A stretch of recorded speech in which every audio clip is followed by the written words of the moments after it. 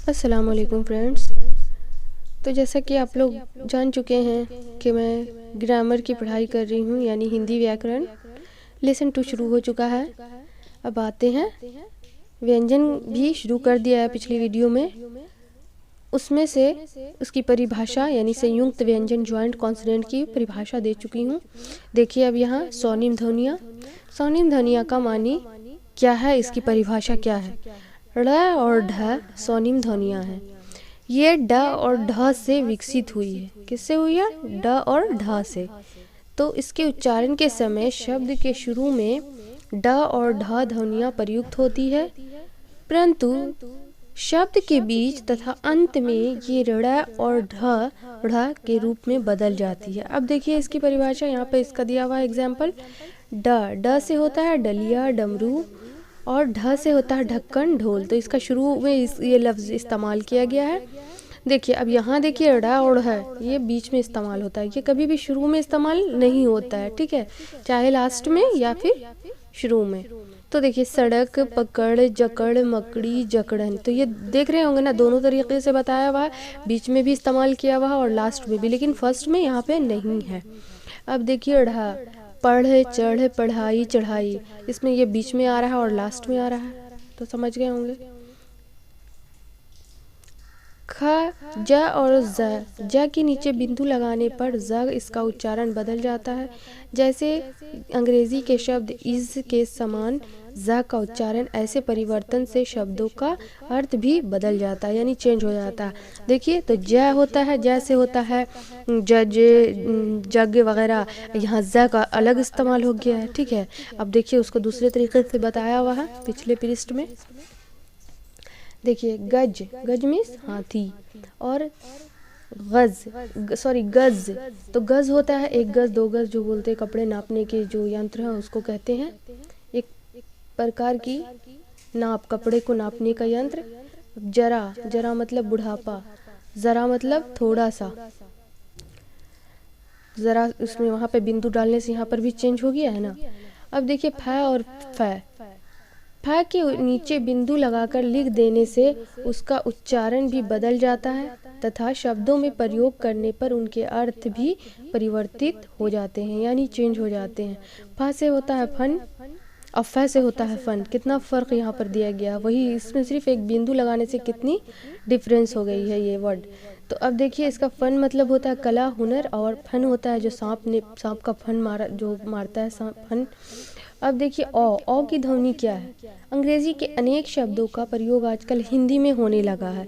कुछ शब्दों जैसे हॉल, डॉक्टर आदि में औ ध्वनि पाई जाती है। यह ध्वनि आ और ओ के बीच की है, यानी उसके बीच से ली गई है औ करके। इसका प्रयोग अंग्रेजी के शब्दों को देवनागरी लिपि में लिखने पर होती है। किस लिपि में होती है? देवनागरी लिपि में। तो अब देखिए ये क्या है? द्वित्व व्यंजन, डबल कॉन्सोनेंट्स। द्वित्व व्यंजन यानी डबल कॉन्सोनेंट्स। तो जब एक व्यंजन ध्वनि अपने ही जैसा अन्य व्यंजन ध्वनि से मिलकर एक हो जाती है तो उसे द्वित्व व्यंजन कहते हैं। क्या कहते हैं? दोनों एक जो मिल जाती है ध्वनि से मिलकर एक जो हो जाने से उसको द्वित्व कहते हैं, यानी जैसे ट्विंस कहते हैं ना, उसी तरह से। द्वित्व व्यंजन में पहला व्यंजन स्वर रहित होता है, जैसे पत्ता, सच्चा, चक्कर, अन्न, अम्मा, लट्टू, टट्टू। क्या होता है? पहला व्यंजन स्वर रहित होता है, यानी कॉन्सोनेंट से रिलेटेड रहता है। तो अब देखिए क वर्ग का है। क वर्ग आदि 5 वर्गों के दूसरे और चौथे वर्णों का द्वित्व नहीं होता है। जहाँ द्वित्व नहीं होता है वह संयोग होता है, जैसे चा प्लस छ, तो क्या हो गया? छ। जैसे मच्छर में इस्तेमाल होता है, यहाँ पे दिया हुआ है मच्छर। तो क, तो कख जो हो गया उसमें मक्खन हो गया, उसी तरह से अक्खड़ हो गया। तो ये बताया हुआ है जो एक दूसरे से जो मिलकर ये दूसरा क वर्ग से इस्तेमाल होता है, उसी को द्वित्व नहीं होता है लेकिन संयोग होता है, यानी मिला हुआ रहता है, ठीक है। द्वित्व तो वो हुआ ना जो स्वर से मिला हुआ रहता है व्यंजन, ठीक है। अब देखिए अयोगवा, आफ्टर साउंड्स। आफ्टर साउंड्स क्या है?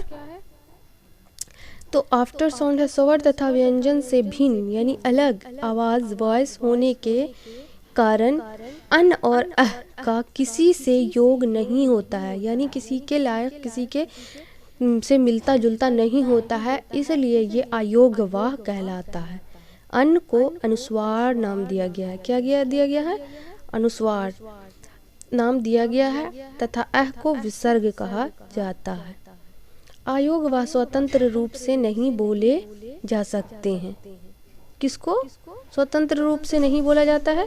ये दोनों को। अन और अह जो है स्वतंत्र, यानी हर तरह से नहीं, कहीं कहीं पर इस्तेमाल होता है, लोग फ्रीली इसको नहीं बोलते हैं, ठीक है, नहीं बोले जाते हैं। इन्हें स्वरों पर उनकी मात्राओं के बाद लगाकर ही बोला जाता है।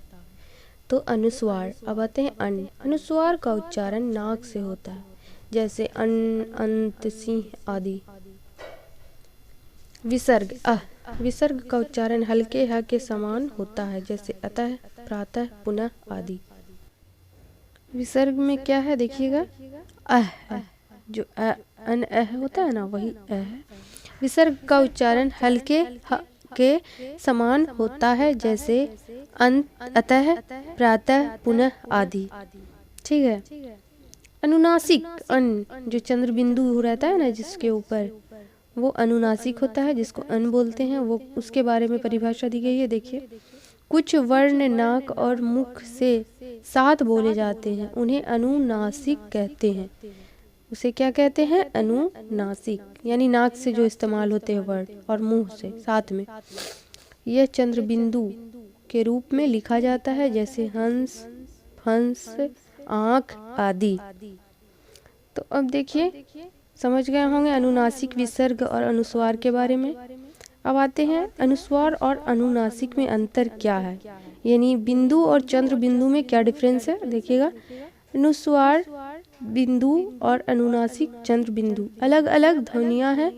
अनुनासिक के उच्चारण में नाक से सांस बहुत कम निकलती है और मुख से अधिक, जैसे गौ, दांत आदि।